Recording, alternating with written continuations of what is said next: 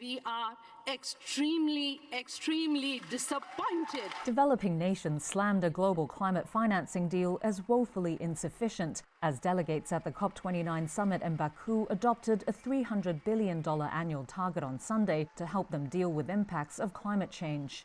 I regret to say that this document is nothing more than an optical illusion.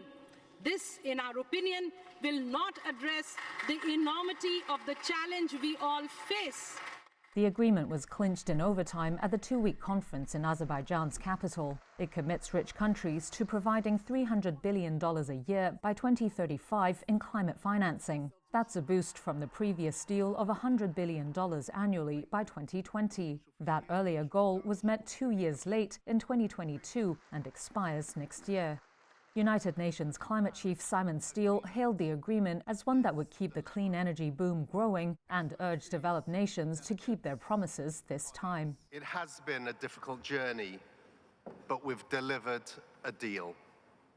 This new finance goal is an insurance policy for humanity amid worsening climate impacts hitting every country.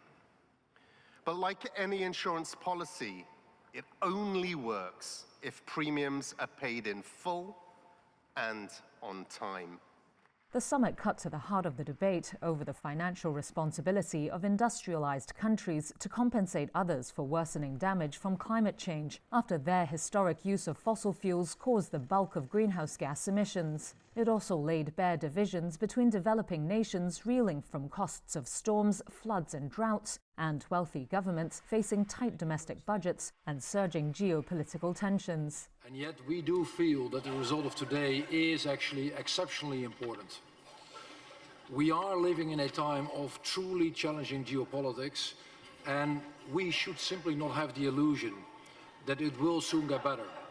Negotiations had been due to finish on Friday, but ran into overtime as representatives from nearly 200 countries struggled to reach consensus. Some developing countries and island nations walked out briefly in frustration on Saturday.